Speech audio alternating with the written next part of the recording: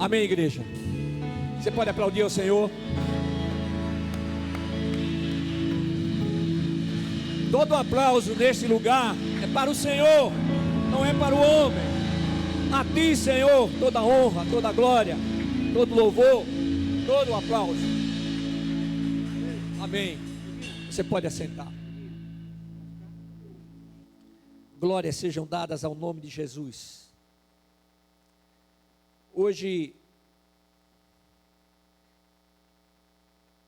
aliás, todos os dias são dias especiais.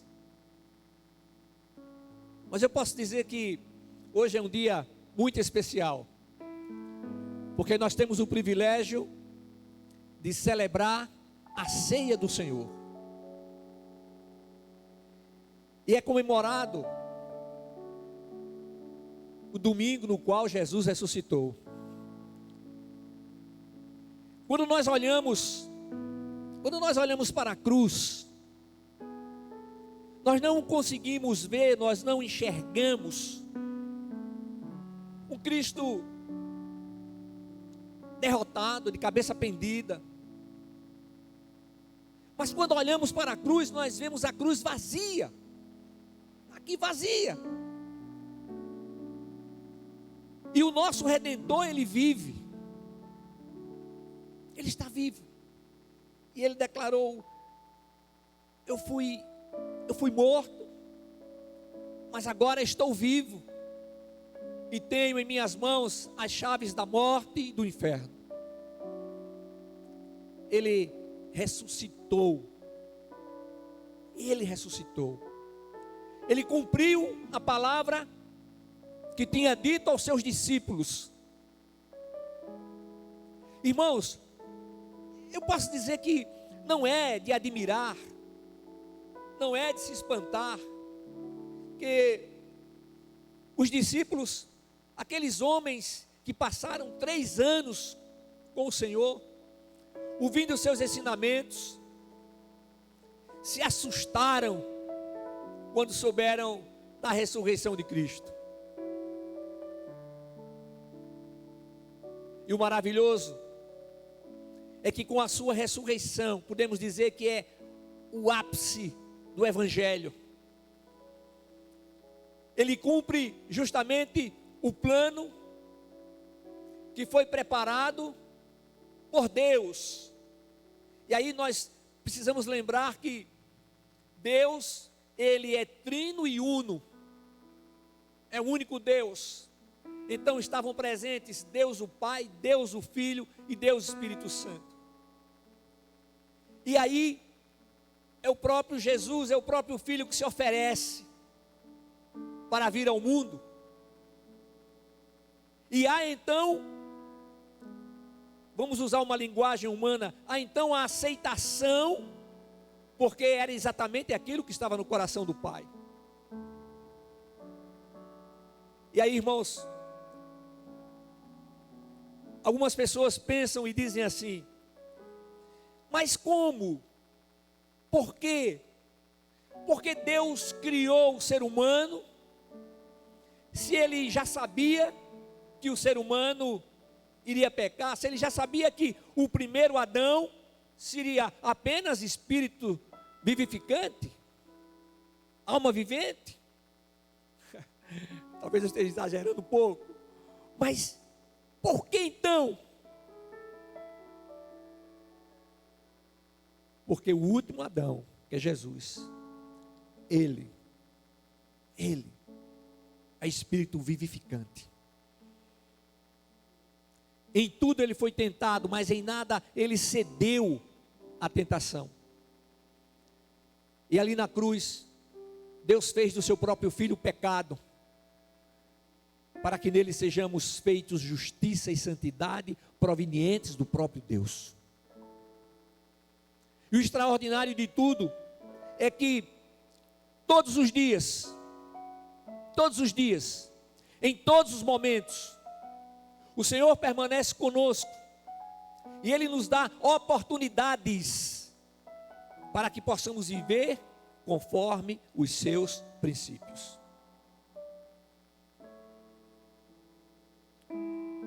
quando Jesus estava reunido com seus discípulos, na noite na qual seria traído, ele celebrou a última Páscoa. A Páscoa tinha uma mensagem, e a mensagem era que o Messias seria enviado, o escolhido de Deus seria enviado, e ele, como Messias, o verdadeiro Messias, o Filho unigênito do Pai eterno, ele ali então institui a ceia do Senhor. Aí estaria começando o período da graça. Na sua ressurreição, o plano de salvação é completo. Não há necessidade de se alterar coisíssima alguma. Ele morreu uma única vez, ele entregou-se uma única vez. E a sua entrega é válida eternamente. Mas por que o Senhor nos criou? Porque antes de sermos criados, Ele já nos conhecia, Ele já nos amava. Você pode dizer glória a Jesus? Foi por amor. E ali o Senhor tem provado que apesar da queda, com a vinda de Jesus, Ele comprova hoje que o homem formado do pó da terra, ele pode ser fiel ao Senhor. E é importante a gente lembrar que quando Jesus estava para voltar para a casa do Pai, lá no Evangelho de João, no capítulo 14, ele diz que, vamos usar uma linguagem atualizada, eu vou providenciar para que vocês tenham um outro consolador, para que ele fique com vocês para sempre. Ou seja, vocês jamais estarão sozinhos. Eu estou com vocês todos os dias até a consumação do século. Aí então vem o Espírito Santo, que é Deus. Pensou? Aí a gente pensa, Deus tremendo, Deus grande. Eu gosto de pensar e dizer para vocês, o Deus que mediu o universo a palmos, que mediu as águas, que pesou as águas nas conchas das suas mãos, Ele vem habitar em todo aquele que tenha Jesus Cristo como Senhor, único e suficiente Salvador, para que a presença ela seja constante, ou seja, essa presença ela não sofrerá interrupções. E é o Espírito Santo, aquele que não somente nos convence do pecado, da justiça e do juízo, mas nos faz lembrar da palavra, nos faz lembrar do amor de Deus, nos faz lembrar do seu poder. É Ele quem nos faz lembrar das promessas que temos, aleluia. É Ele quem nos faz lembrar que a palavra diz que a nossa vida é como um sopro, início, meio e fim. É Ele quem nos faz lembrar que uma vez aqui na terra, uma vez em Cristo, a nossa vida não pode ser mais a mesma. A nossa vida tem que ser diferente. Não há como viver da mesma maneira, do mesmo modo, porque a presença do Espírito Santo faz toda a diferença. E Ele faz algo extraordinário. Ele faz com que a velha criatura ela seja mortificada, e nos ensina e nos diz: você, cada um tem que mortificar a sua velha criatura. Para quê? Para que ela não volte, ela não se levante, para que não venhamos a cometer os mesmos atos, venhamos a falar as mesmas coisas que falávamos antes. A presença de Cristo faz a diferença, mas a presença de Cristo não nos faz perfeitos. Não somos perfeitos, somos imperfeitos, somos falhos, somos fracos. Irmãos, a gente vê que a vida é uma coisa maravilhosa. Viver é bom demais. Poder olhar para os céus, poder contemplar tudo aquilo que Deus criou, contemplar as pessoas que amamos, poder chegar perto, se alegrar com os que se alegram, chorar com os que choram. Que maravilha! E o Senhor é aquele que nos dá o dom da vida. E nós aprendemos que a sua graça é maior do que a vida. Aí, irmãos, esse Deus maravilhoso, que não desampara, que não esquece de cada um de nós, Ele nos conhece pelo nome, e Ele tem um nome especial, o nome que receberemos quando chegar lá.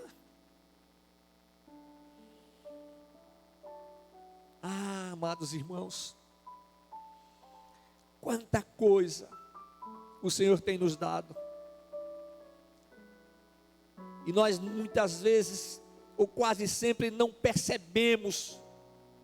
Na realidade não percebemos tudo, os livramentos, os cuidados. E o Senhor espera que cada um de nós, cada um, esteja diante dEle com o seu coração aberto. Ele que é onisciente, onipresente, onipotente, mas Ele quer ouvir de mim e de você aquilo que necessitamos. Ele quer receber o nosso louvor e a nossa adoração, mas esse louvor e adoração tem que fluir do coração. Aqui nós não estamos cantando, aqui nós não temos uma banda, aqui nós temos uma equipe de louvor e adoração ao Senhor. Nós não estamos cantando, nós estamos louvando e adorando, aleluia. Aí então, com seus discípulos, Jesus, antes de ser traído, Ele celebrou a última Páscoa. O Messias então, deixa para a sua igreja, não mais o cordeiro pascal, não mais as ervas amargas, mas agora o pão e o vinho. O pão simbolizando o seu corpo e o vinho simbolizando o seu sangue, que daí a alguns instantes seriam entregues lá na cruz do Calvário. Então, meus amados irmãos, para nós a Páscoa tem uma importância histórica tremenda e maravilhosa, mas nós não celebramos a Páscoa como os judeus celebravam e ainda celebram, porque eles não creem que Jesus Cristo é o Messias. Então nós não celebramos a Páscoa, mas nos alegramos. É uma oportunidade da gente falar do amor de Deus, falar da ressurreição de Cristo, do seu poder. Porque celebrar a Páscoa naqueles moldes significa rejeitar o sacrifício de Cristo, tudo aquilo que Ele fez na cruz do Calvário por mim e por você. E nós estamos aguardando o arrebatamento da igreja. E é importante a gente lembrar que o Senhor nos fala aqui na primeira carta de João,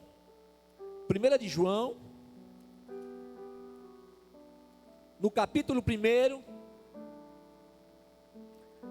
versículos 6 e 7, ele usa o apóstolo João,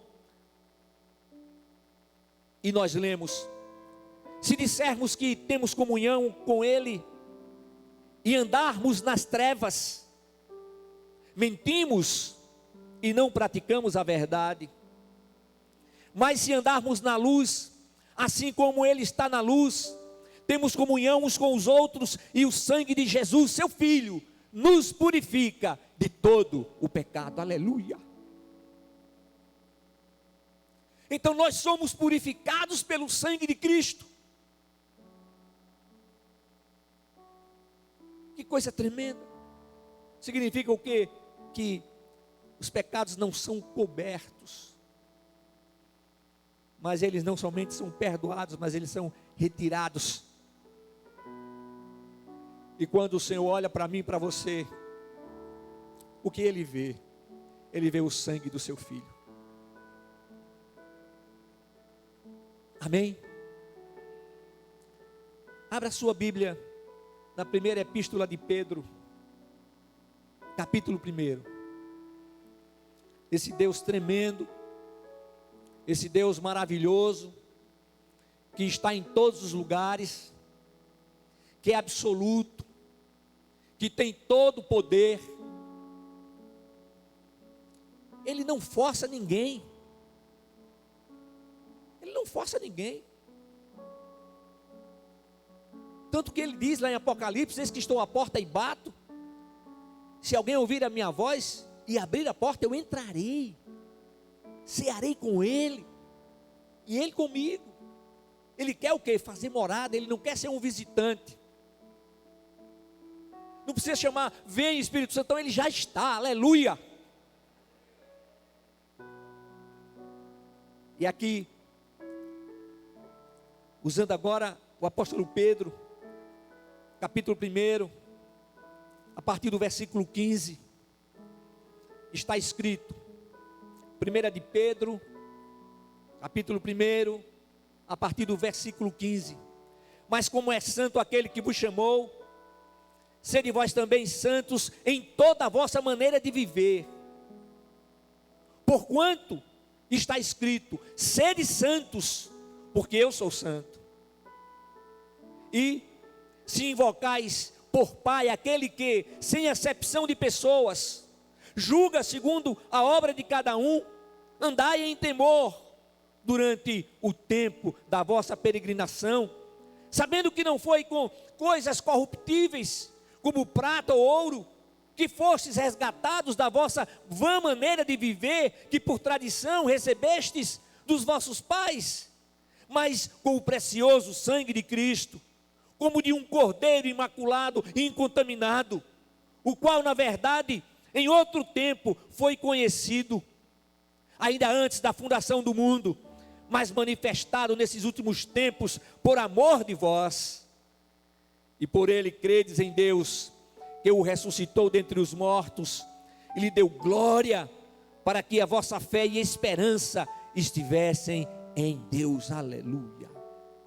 Observe que no versículo 15, ele diz: sede vós também santos em toda a vossa maneira de viver. Significa o quê? Que o Senhor, Ele está presente para que possamos ser transformados, para que possamos agir em linha com os seus princípios, em tudo. Em tudo. E isso começa no coração. Essa transformação, essa mudança é a partir do coração. Porque quando não é a partir do coração, torna-se um peso.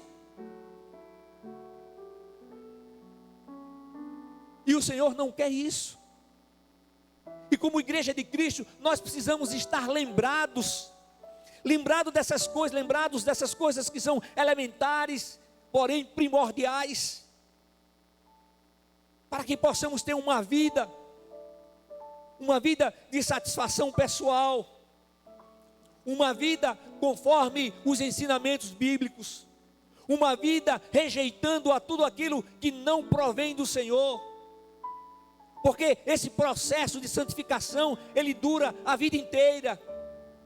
E quando a gente fala em santificação, várias pessoas pensam que é se retirar, ir para um outro lugar, deixar de existir. Não. Vocês conhecem muito bem na oração que Jesus fez ao Pai, ele disse: Pai, eu não peço que os tires do mundo, eles não são do mundo, como eu do mundo não sou. Santifica-os na tua palavra, a tua palavra é a verdade, aleluia.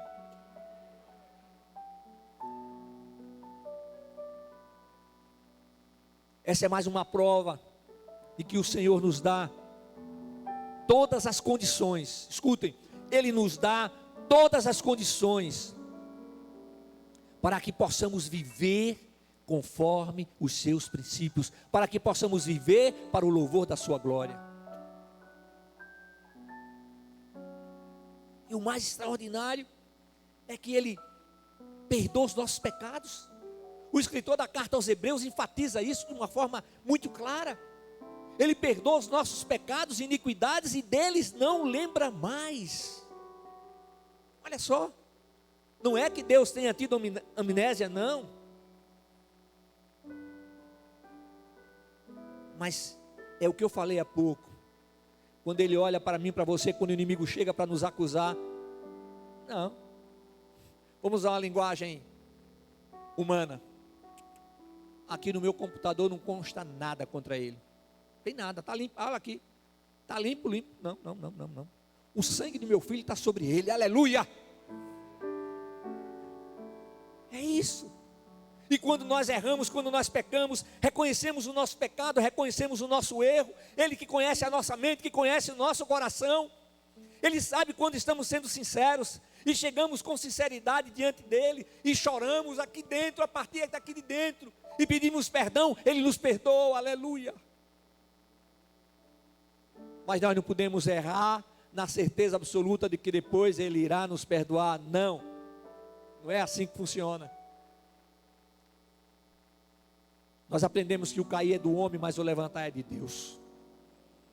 E como igreja de Cristo, nós não podemos agir como um exército impiedoso, que marcha para a batalha final, marcha para a vitória, deixando os seus feridos à margem da estrada. Não. Precisamos fazer como Moisés e dizer: Senhor, daqui não ficará nenhuma unha, mas todos estaremos face a face com o Senhor, aleluia. Nós cremos, e o Senhor diz: se você crê, tudo é possível aquele que crê. O nosso Deus é o Deus do impossível. Ele diz: eu sou o Senhor. Ele diz: eu sou o Criador de todas as coisas. Eu trago à existência aquilo que não existe. Ele ainda diz mais: você acha que existe alguma coisa difícil para mim? Você acha que existe alguma coisa impossível para mim? Não, absolutamente. Então nós estamos firmados em nossa viva esperança. E a nossa viva esperança é Jesus Cristo, aleluia. É o Filho do Deus vivo. Ele é a rocha eterna. E nós estamos firmando os nossos alicerces em Cristo. Significa firmando cada vez mais. Eu me lembro que quando eu era criança, de frente à nossa casa, tinha uma casa antiga, grande, e eles derrubaram aquela casa, limparam o terreno, e para construir aquele edifício, eles começaram a bater como se fosse ferro, estacas que iam batendo a máquina, batendo naquilo ali, descia, estremecia tudo, para que o alicerce ficasse bem firmado. Então os nossos alicerces, eles estão sendo firmados ainda mais em Cristo. E isso acontece quando não somente abrimos o nosso coração, mas quando estamos determinados a aceitar aquilo que Ele tem para fazer na nossa vida. Nós não podemos ter isso como dificuldade, porque nós temos uma facilidade muito grande de perceber o erro dos outros e esquecer dos nossos. Irmãos, a nossa fé, ela está firmada totalmente no Deus eterno. E a convocação divina à santidade é exigência do próprio Deus para aqueles que estão em Cristo. Aí o apóstolo Paulo diz lá em Romanos 6, 22, mas agora, libertos do pecado e tendo sido feitos escravos de Deus, tendes o vosso fruto para a santificação e por fim a vida eterna. Agora, por que nós somos convocados à santificação? Porque nós somos purificados pelo sangue de Jesus, aleluia. Há poder no sangue de Jesus. Ali no Calvário, Jesus estava pagando o preço, Ele estava sendo o preço. Deus estava dizendo: eu estou pagando o preço por sua vida, eu estou pagando o seu resgate, resgatando das trevas para a sua maravilhosa luz, da morte para a vida. Já pensou que valor? Olha só. Aí chega uma pessoa e diz para você: você não tem valor. Não importa se você acha que eu não tenho valor. O que me importa é que o meu Deus sabe que eu tenho valor. E Ele sabe tanto que eu tenho valor, que Ele deu o seu Filho para deixar toda a sua glória, toda a sua majestade, para vir ao homem, ao mundo em forma de homem, para levar sobre si as minhas dores, os meus pecados, as minhas iniquidades, para que eu pudesse viver eternamente da sua presença. Esse Deus que faz promessas não somente para o amanhã, mas para o hoje, para o aqui e agora. Ah, meus irmãos, uma vez que o sangue de Jesus nos purifica de todo pecado, então deixamos de viver como antes da nossa experiência com Cristo. Eu tenho dito para vocês, porque a palavra nos adverte do cuidado que precisamos ter. Cuidado com aquilo que vocês escutam. Existem muitas teologias, existem muitos ensinamentos, existe gente famosa criando como se fosse um evangelho novo.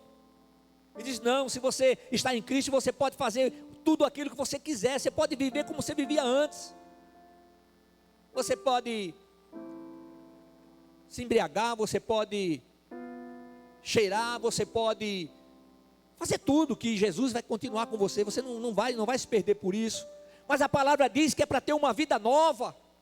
A palavra de Deus nos diz, e essa palavra ela é viva e ela é eficaz. Como disse agora há pouco, essa palavra ela permanece para sempre. O Senhor nos diz que o mundo jaz no maligno, e Ele nos faz com que sejamos sal da terra e luz do mundo.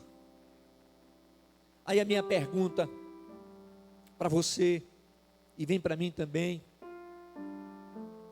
é se verdadeiramente nós queremos, nós aceitamos, nós cremos, nós estamos firmando os nossos alicerces em Cristo. A pergunta é: verdadeiramente? Cada um responde na sua própria mente, no seu coração. Será que, vendo tudo isso, conhecendo tudo isso, sabendo que o Senhor me chama à santificação, então eu não posso mais continuar no erro?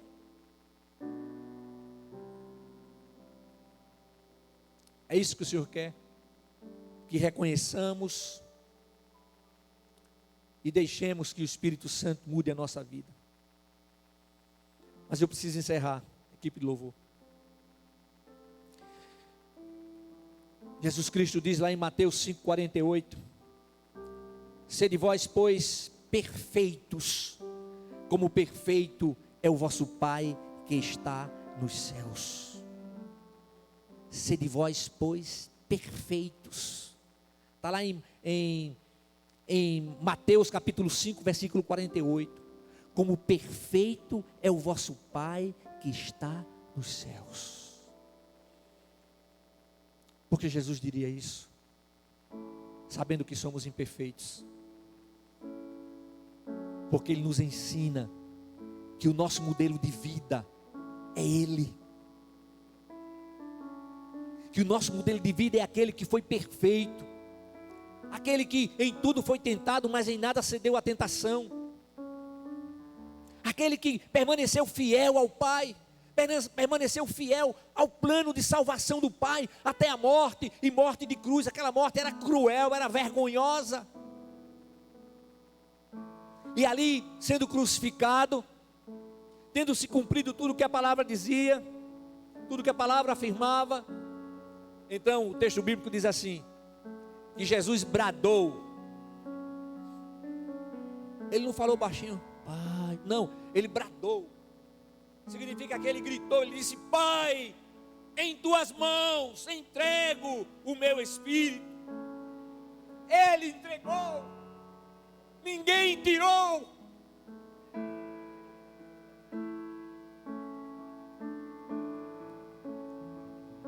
E ao ressuscitar o terceiro dia, nos dá a oportunidade para que tenhamos uma nova vida com Ele. Não vale a pena rejeitar Jesus, não vale a pena sair dos seus princípios, por melhores que sejam as propostas, por melhores que sejam aos nossos olhos os resultados. O propósito divino é que estejamos amadurecendo em santificação e justiça, sempre com o olhar fixo em Cristo, tendo o nosso GPS espiritual guardado em nosso coração. É isso aqui, o GPS espiritual, a palavra guardada no coração, para não sair do caminho, para não errar o caminho. Escondi a tua palavra no meu coração, para eu não pecar contra ti. Que nunca nos esqueçamos de tudo aquilo que Deus é, de tudo aquilo que Ele tem feito por nós. Amém? Fiquemos de pé e adoremos ao Senhor. Nada além do